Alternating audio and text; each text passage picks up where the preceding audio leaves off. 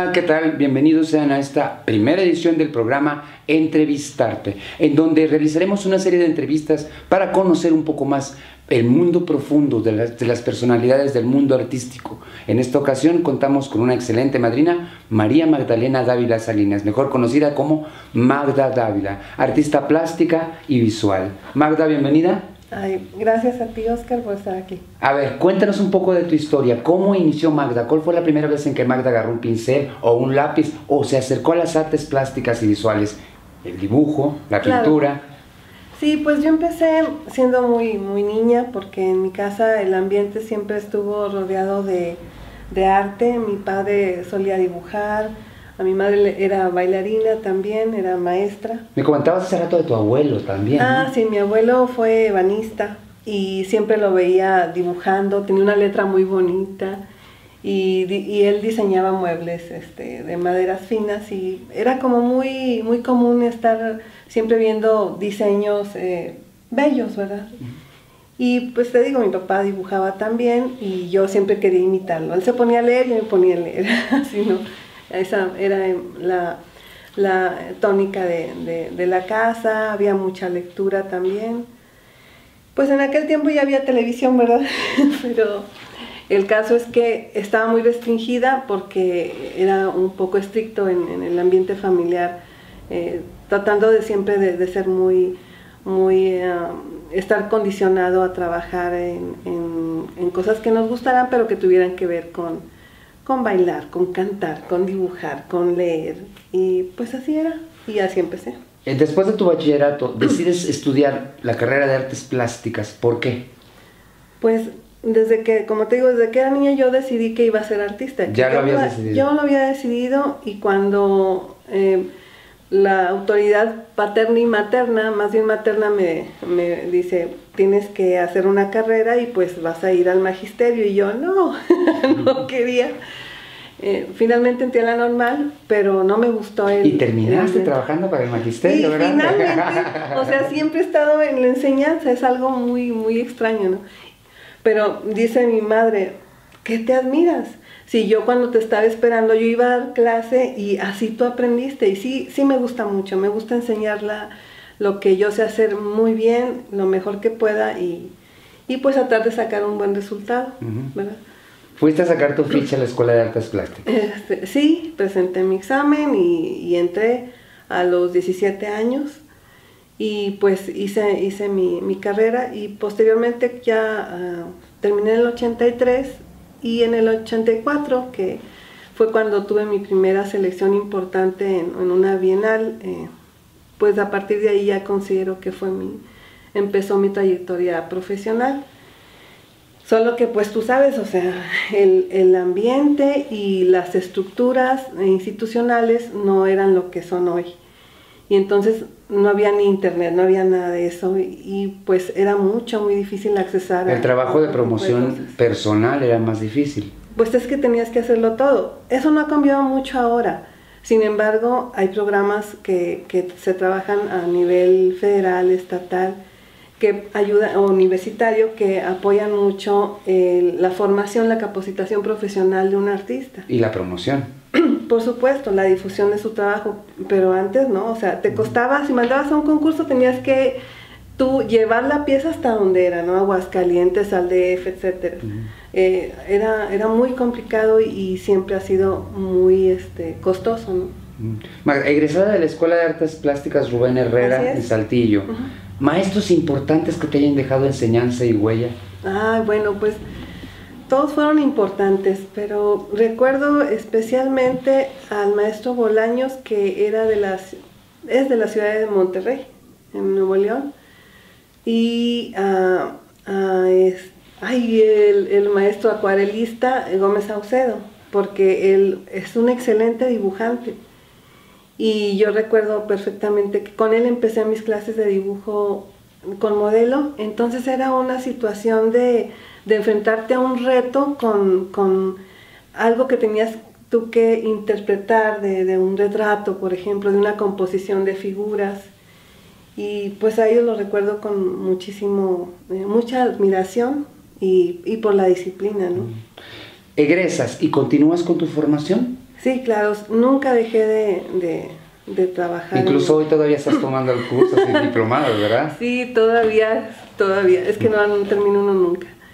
Pero también otra cosa importante, Oscar, es que mi trabajo siempre se ha visto retroalimentado de las demás disciplinas artísticas. Yo, en cuanto tuve oportunidad, siempre viajé y, por ejemplo, me tocó estar en las primeras festivales de danza contemporánea que había en San Luis Potosí, en aquellos años, y luego en Cuernavaca me iba para allá o iba al DF, o sea, cuando podía viajar para ver espectáculos y para ver lo nuevo que se estaba presentando en las exposiciones, era pues realmente lo que me empezaba a mover un poco más hacia dónde iba mi obra, ¿no? Y por supuesto los autores literarios, ¿verdad? Es así indudable que el teatro, ¿no? Y bueno, de hecho yo te conocí como escenógrafa. Sí, Cuando yo te conocí, diseñaste la escenografía de una obra de teatro, de una puesta en escena de Alejandro Santiés, Santa María de Iquique, hiciste el diseño gráfico, hiciste el escenográfico, ¿no? Sí, trabajé también en el vestuario, hice todo ese diseño. Y pues ahí nos conocimos, ya no hablemos de años. Muy bien. Pero es importante el retroalimentarte siempre de las demás disciplinas artísticas, independientemente de la disciplina en la cual te dediques. Así es, Oscar. Sobre todo porque en el quehacer artístico, los compañeros que se dedican a ello, los colegas, están con ese mismo afán, esa misma pasión, que no tiene otro interés más que hacer las cosas de una manera congruente con la realidad que vivimos y buscando siempre mejor calidad, buscando siempre además ser una persona que va con la época, no por lo que se esté usando, sino porque hay una conciencia que está de por medio en los artistas, ¿verdad? Un artista sin conciencia yo creo que no lo es, no es artista. Ok, continuando con tu formación después de egresar, ¿estuviste en Zacatecas? Empecé aquí a ya trabajar una técnica de gráfica con el maestro Tom Salazar en el Centro de Artes Visuales e Investigaciones Estéticas, y pues ahí me gustó muchísimo esa técnica. Luego estuve viviendo en Zacatecas, en el taller Julio Ruelas, ahí también trabajé muchísimo. Y luego estuve viajando un poco para la Ciudad de México.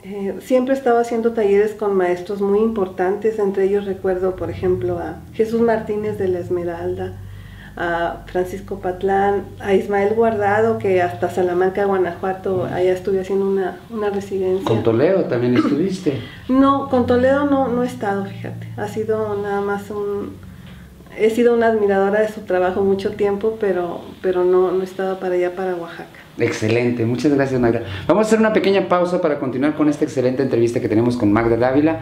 Vamos a un corte.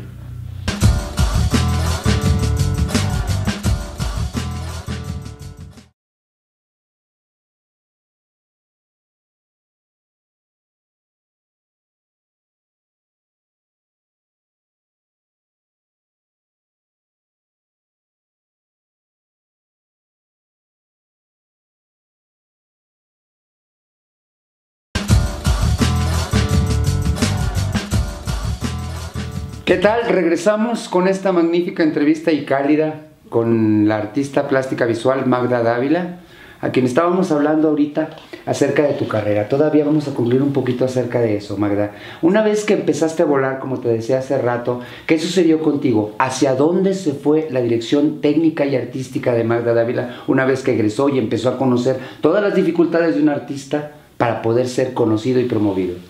Sí, pues precisamente como bien lo dices, toda esa necesidad que había sobre todo de aprender cómo realizar, cómo hacer una buena promoción del trabajo de un artista plástico, pues tenía que estudiar también un poco más, y las estrategias a seguir pues eran meterse un poco más en formación de nuevos públicos, meterse un poco más en tratar de compartir lo que yo sabía para que apreciaran las personas el grado de dificultad que tenía cierta técnica, porque como yo amaba mucho mi trabajo y lo disfrutaba tanto, quería que otros también lo disfrutaran así, y la única manera es mostrando qué es lo que se tiene que hacer para aprender a hacerlo. Y ¿cómo se dice? ¿Transición? En esa transición, pues luego me vi envuelta en un proyecto de promoción cultural ya a otros niveles, y fue cuando estuve trabajando como coordinadora en artes visuales del Estado. Uh-huh. Y bueno, ahí nunca dejé de trabajar, de producir mi obra, nunca dejé de... Pero entraste a una etapa distinta. Pero entré sí, mucho más profesional, sobre todo porque podía medir ya en circunstancias de cómo es que se tenían que hacer las cosas para proyectar a un artista, que no fuera yo, y también para que la gente, la ciudad, el Estado, se involucrara en un movimiento cultural que fuera más respetuoso del quehacer artístico plástico, ¿verdad? Porque tú sabes, o sea, siempre es artista, está loco. Sí, es lo que te iba a comentar ahorita, Magda. Te quería preguntar, si un joven o un adolescente ve esta entrevista y dice, yo quiero ser pintor, va a visualizarse como pintor cuando ya sea adulto, y él piensa que nada más va a pintar y a vender su obra, y no es así. No. Tiene una serie de implicaciones profesionales. ¿Cuáles son esas? Mencionábamos hace rato, por ejemplo, el asegurar una obra, el costo de una obra gráfica o plástica. Bien, precisamente la formación de los artistas en la actualidad ya hay una mayor competencia, porque los mismos medios de comunicación pues son tan accesibles al público en general, y además hay muchísimas maneras de promover la obra. El compromiso que tiene el artista no es nada más de creativo, sino de generar posibilidades en donde la obra sea tan contundente para el mensaje que quiere dar. Y bueno, también la necesidad de cubrir una capacitación sobre cómo es que puede manejar su trabajo, ¿verdad? Desde una perspectiva profesional, pues tienes que observar situaciones como el derecho de autor, hay que asegurar la pieza para llevarla a algún lugar, en dónde tienes que exponer para proyectarla de una manera nacional, internacional, qué es lo que tienes que hacer. Pues todo implica un grado de trabajo mucho mayor que antes, ¿verdad? Por la misma situación. Entonces, evidentemente, estás enamorándote cada vez más de tu profesión. Claro que sí, ese es algo que es un amor como imposible, y estás terca a perseguirlo, ¿no? Así es el arte, creo. Y en este caso el plástico visual.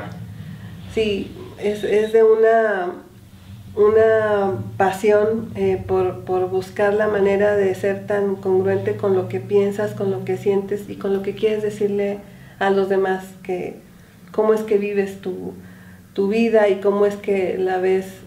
¿Por qué será interesante eso, verdad? De decir, no, bueno, a mí qué me importa cómo la ve el artista. Realmente no es eso, es una manera de compartir las circunstancias que nos tocó vivir y cómo las resolvemos. Somos contemporáneos de nuestro tiempo, aunque suene redundante, ¿verdad? Sí. Me gustaría ver el proceso, un poquito del proceso de tu trabajo, ¿sí? Bueno. ¿Vamos a verlo? ¿Sí? Vamos a ver el proceso del trabajo de Magda Dávila. Un ejemplo nada más, bueno, un ejemplo. Muy bien. Magda, ¿nos podrías explicar un poquito acerca de la técnica de grabado, por favor? Bien, el grabado generalmente se trabaja en una plancha maestra, en este caso es una plancha de metal de cobre, y el dibujo se pasa en la plancha de una manera inversa como quieres que salga la impresión. Esta es una prueba.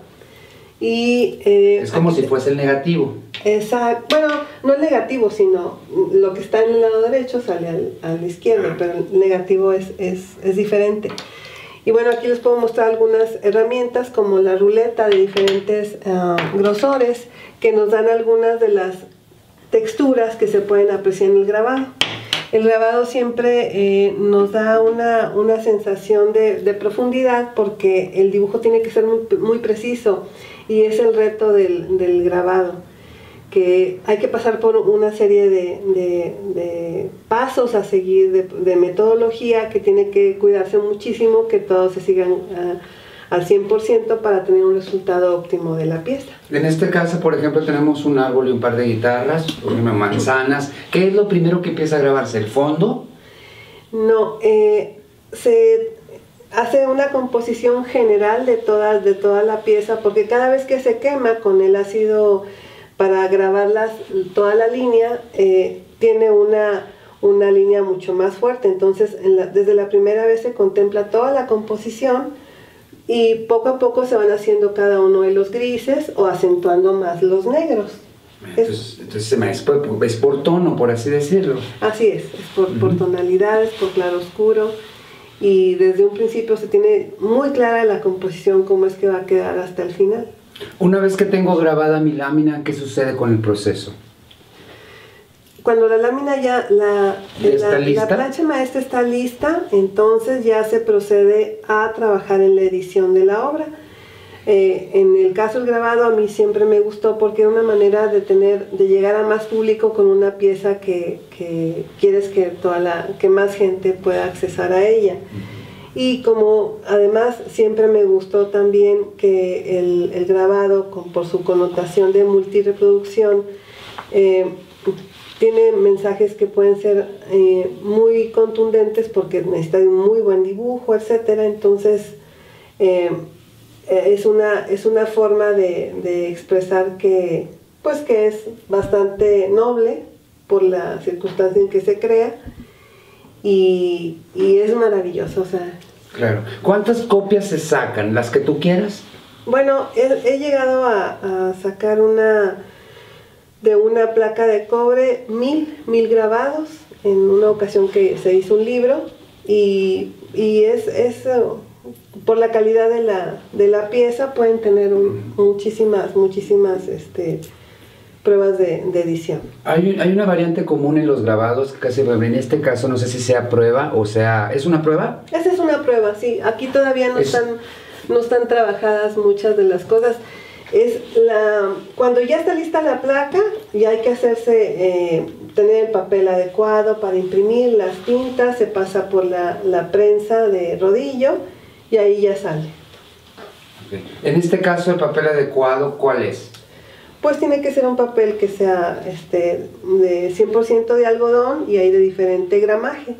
Ahorita te voy a mostrar uno que es ya donde quedó la pieza completa. Aquí tenemos ya la obra terminada. ¿Es prueba de autor o es ya una prueba terminada? Es una prueba de autor. Como te decía, siempre al lado izquierdo va a haber un número con la diagonal en donde dice cuál es el número del tiraje que hay. En este caso aún no la he firmado. Y pues como puedes apreciar toda la variedad, la gama de tonalidades que tiene hacia el negro y hacia el blanco, pues son lo que le da la riqueza de la pieza. ¿Y qué sucede con el color?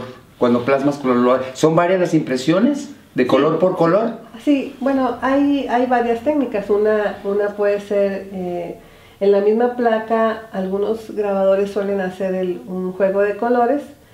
Pero en la técnica tradicional, si aquí, por ejemplo, nada más la serpiente fuera de colores, pues tendría que hacer una placa con la serpiente nada más para que fuera ese color. Y que encuadre perfectamente con el original. Sí, en el registro tiene que hacerse todo ello. Generalmente mi trabajo, o sea, a mí siempre me ha enamorado muchísimo el blanco y el negro porque es un reto sacar toda la gama de tonalidades, y porque era un poco como ese asunto de expresión hacia el negro, ¿no? Sí. Pero creo que Excelente, muy bien, muy bien, Magda. Vamos a un corte y vamos a continuar platicando con Magda Dávila. Los esperamos aquí.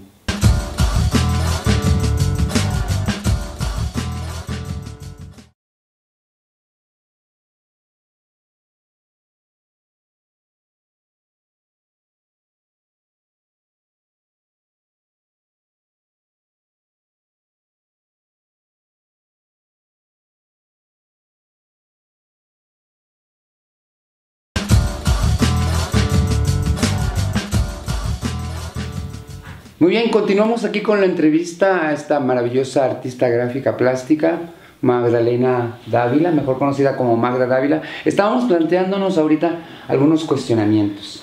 Estábamos planteándonos acerca de la enseñanza, de la cuestión didáctica. ¿Cómo fue que empezaste a enseñar una vez que egresaste? Y digo, continuaste con tu obra personal, pero ¿cuándo te pusiste a enseñar? Bueno, inicié con unos cursos de verano en difusión cultural de la UADC. Me invitó Armando de la Peña, y empezamos a trabajar paisaje, nos íbamos a Arteaga a pues acercarnos un poco más a lo que eran las técnicas de acuarela y un poco de pintura y dibujo, siempre el dibujo. Y posteriormente me integré a la Escuela de Arte de Verano de la sección quinta y pues en ese lugar ya fue un poco más académico la situación de lograr en bloques muy específicos de tiempo que los alumnos en un mes llegaran a conocer ciertas técnicas, pero sobre todo el reto era que la mayoría no sabía, había llegado ahí sin tener conocimientos previos y a algunos ni les gustaba pintar, entonces como que el reto era, Oscar, era que pudiéramos contagiar el entusiasmo hacia una disciplina artística, plástica, para que ellos a su vez como maestros de educación artística lo contagiaran a sus alumnos, porque si no lo sientes pues no ocurre. Entonces tienen que aprender a amar el arte, ¿verdad? Y es un poco sobre concepto y mucho sobre materiales y sobre la técnica, pero el concepto es indiscutiblemente lo tenemos que abordar desde una manera muy inteligente y sobre todo desde la cultura que nos compete en el momento. Yo soy maestro, yo quiero estudiar para maestro de artes de educación artística, por ejemplo. Sí. Entonces tengo que toparme con las artes plásticas, pero no tengo habilidad para el dibujo. ¿Qué sucede con un alumno que llega así? Pues yo he desarrollado un programa en donde es muy sencillo que aprendan a componer, a dibujar, incluso que orienten a un alumno, sin que tú seas un especialista de las artes, que tengas la manera en cómo orientarlo para que siga un proceso en donde paso por paso el alumno a quien tú vas a enseñar pueda lograr un objetivo muy claro. Sí, porque el grado de dificultad es doble. Aparte de enseñarle como alumno a manejar la técnica, tienes que enseñarle a cómo enseñarla. Así es.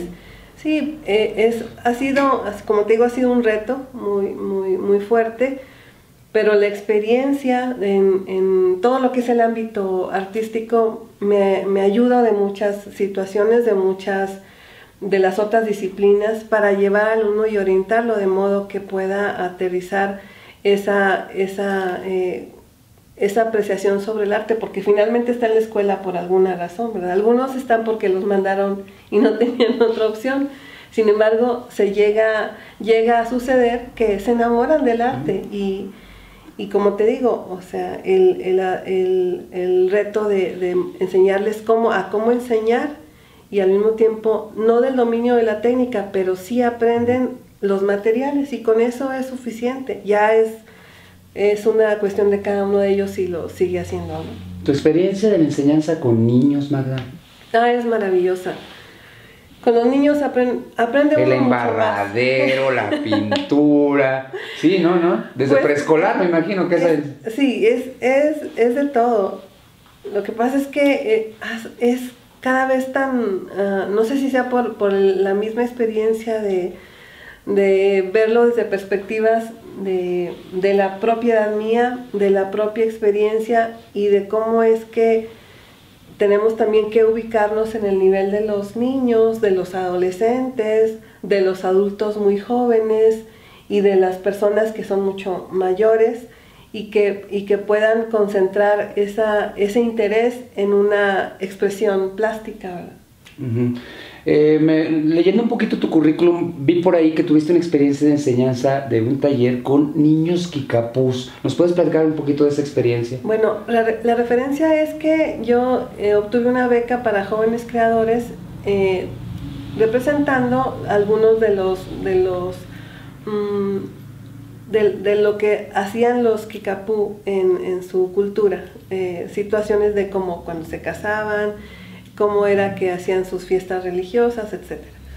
Y a partir de ahí luego recibí una invitación de Hadas y Raíces para los niños y estuve allá en la congregación en la reserva Kikapú y trabajé con ellos y tratando de proyectar con ellos una expresión que tuviese que ver con la experiencia de sus viajes a nacimiento, porque ellos vivían en Estados Unidos, pero 2 o 3 veces al año visitaban nacimiento en Musquis. A las fiestas. A las fiestas Kickapoo, y entonces yo me concentré en los recuerdos vivenciales para transportarlos a la plástica, y fue una experiencia hermosísima y muy importante para mí en formación, sobre todo porque era muy difícil trabajar con ellos. ¿Por el idioma? Por el idioma, no nos querían hablar, o sea, nosotros no querían hablar con nosotros, nos hablaban en inglés, en Kickapoo y no en español. O sea, a pesar de que dominan las 3 lenguas. Hasta los últimos días, ya que pudimos lograr un poco de confianza, fue cuando ellos ya hasta no quería que me fuera, y así fue muy emotivo. ¿Y el resultado plástico, visual, cuál fue? Hicimos una especie de narrativa de sus viajes de nacimiento, hablando de expresando su amor por la tierra, por los animales de la región, por sus costumbres, y se hizo un libro, pero desgraciadamente por azares del destino no están las imágenes que se generan, y espero yo poder publicarlas pronto, porque yo sí tengo la edición completa. ¿Ya tienes todo ese material? Tengo el material, estuvo conmigo José Cruz Almonte, él los orientaba en lo literario y yo en lo plástico y visual. Sí. Muy bien. Ok, aparte de pintar como comúnmente la gente diría, es que ella pinta, pues pinta cuadros, pero no es así. La extensión de tu trabajo ha sido ilustradora, escenógrafa.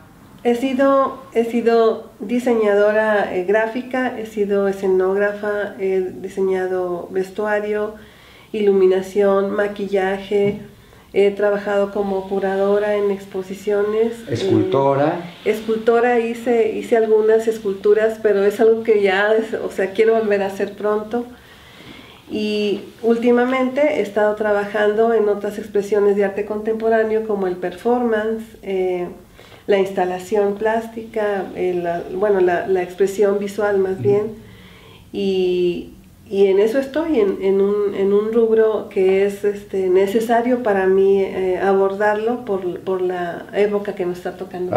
Excelente, llegaste a lo contemporáneo. Pues podríamos pasarnos durante horas y horas hablando y platicando acerca de la vida de Magda Dávila y de su obra, pero el tiempo es apremiante y queremos agradecerle a Magda Dávila por habernos permitido entrar a su casa y de conocer un poco de su obra. Magda, muchísimas gracias. Gracias a ti, Oscar. Gracias. Muy bien. Y los esperamos en la próxima edición de Entrevistarte.